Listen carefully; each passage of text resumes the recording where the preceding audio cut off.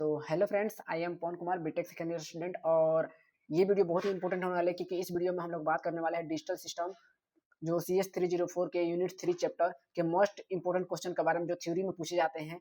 तो इस इस वीडियो कहीं दो पार्ट में हो सकते हैं। तो पार्ट 1 और पार्ट 2 में हम लोग कवर करेंगे 4 क्वेश्चन, जो कि सबसे पहले बात करेंगे सेमीकंडक्टर मेमोरीज क्या होते हैं, जिसमें उसमें रैम, रोम और बीजेटी और मॉसफेट के बारे में बात करेंगे। फिर इसके बाद डी रैम के बारे में बात करेंगे और फ्लैश रैम के बारे में बात करेंगे। और फिर उसके बाद फोर्थ क्वेश्चन रहेगा हम लोग का पीएलए क्या है। पीएलए मतलब प्रोग्रामेबल लॉजिक एरे जो होता है उसके बारे में बात करेंगे। बिना देरी किए स्टार्ट करते हैं। क्वेश्चन कैसे पूछता है, देखिए क्वेश्चन है कि बोला give a brief introduction of semiconductor memories. ये 2005, 6, 8, 17 में भी पूछा गया दिसंबर के पेपर में। उसके अलावा comparison various type of semiconductor memories के बारे में बोल दिया, तो 2014 में पूछा गया है।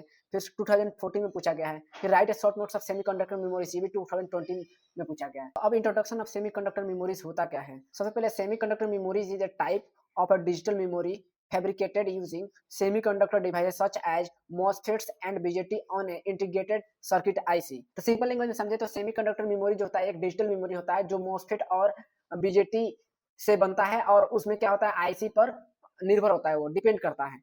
तो जो मॉसफेट होता है, मॉसफेट समझते हैं कि मॉसफेट होता क्या है। तो मॉसफेट का फुल फॉर्म होता है कि मेटल ऑक्साइड। मॉसफेट का फुल फॉर्म होता है metal oxide semiconductor field effect transistor होता है। और बीजेटी समझते हैं तो बीजेटी होता है बाइपोलर जंक्शन ट्रांजिस्टर होता है। अब बात करते हैं आईसी का। तो आईसी आप लोग जानते ही होंगे, आईसी 55 के बारे में हम बताऊंगा, क्वेश्चन नेक्स्ट अगला है।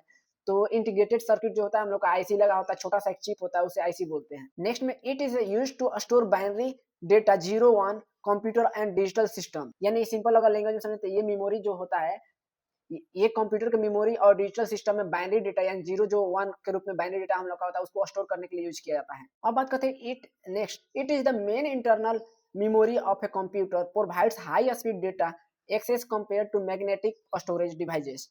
यानी जो ये कंप्यूटर की मेन इंटरनल मेमोरी जो होती है उसमें मैग्नेटिक स्टोरेज यानी जैसे कि हार्ड डिस्क हम लोग का हो गया कि कंपैरिजन में डेटा को बहुत ज्यादा फास्ट एक्सेस करता है। यानी अगर रियल लाइफ एग्जांपल में समझते हैं तो जब मोबाइल हम लोग कोई भी ऐप को ओपन करते हैं तो उसमें रैम मतलब सेमीकंडक्टर मेमोरी जो होता है उसमें लोड होता है ताकि आप कोई भी ऐप खोले तो वो क्या करे, फास्ट चल सके। या दूसरा एग्जांपल समझते थे, कंप्यूटर में जब आप गेम खेलते हैं, गेम जो होता है मतलब फास्ट चलने लगता है। तो ये हम लोग का सेमीकंडक्टर मेमोरीज की वजह से पॉसिबल हुआ। अब बात करते हैं की फीचर्स के बारे में। तो देखिए मेड यूजिंग आईसी टेक्नोलॉजी।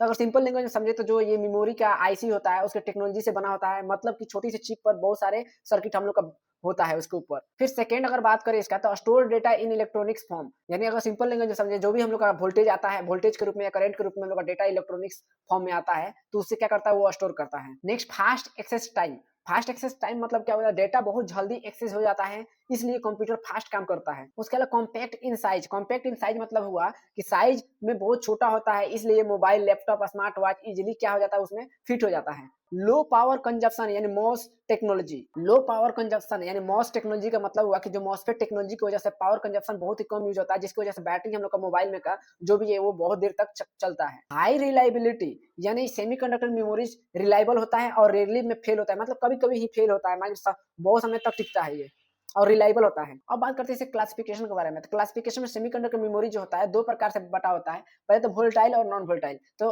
हम लोग का वोलेटाइल मतलब रोम होता है हम लोग का, तो उसमें क्या होता है कि बीजेटी होता है और मॉसफेट होता है। अब बीजेटी में भी क्या होता है हम लोग का, एक तो मास्क रोम होता है और एक पी रोम होता है। अब मॉसफेट में क्या होता है, मॉसफेट को भी 4 कैटेगरी में बांटा गया, मास्क रोम और पी रोम और ईपी रोम और ईपी रोम।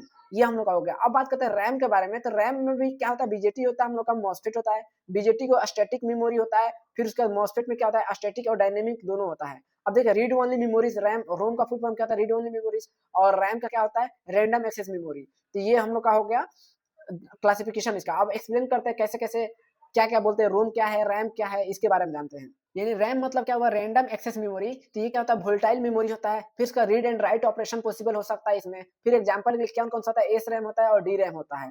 ठीक है, तो जो रैम एक ऐसा मेमोरी होता है जिसमें क्या होता है डेटा टेम्पोररी के लिए स्टोर होता है, जब पावर ऑफ हो जाता है तो डेटा डिलीट हो सकता है और इसके बाद रीड और राइट दोनों ऑपरेशन पॉसिबल है। एग्जांपल है जैसे एस रैम होगा जिसको बोलते हैं स्टैटिक रोम रैम, और डी रैम होगा जिसे बोलते हैं हम लोग क्या डायनेमिक रैम। अब बात करें रोम का। रोम मतलब रीड ओनली मेमोरी, यानी ये क्या होगा, ये वोल्टाइल है तो ये क्या होगा नॉन वोल्टाइल होगा। वही लिखा है नॉन वोल्टाइल मेमोरी होता है यूज्ड फॉर परमानेंट स्टोरेज यानी परमानेंट स्टोरेज के लिए यूज किया जाता है। एग्जांपल के पी रोम, ईपी रोम और ईपी रोम। यानी रोम एक ऐसा मेमोरी होता है जिसमें डेटा परमानेंट स्टोर होता है। जैसे पावर ऑफ होने के बाद भी क्या होता है, डेटा हम लोग का डिलीट कंप्यूटर में से या मोबाइल में से नहीं होता है।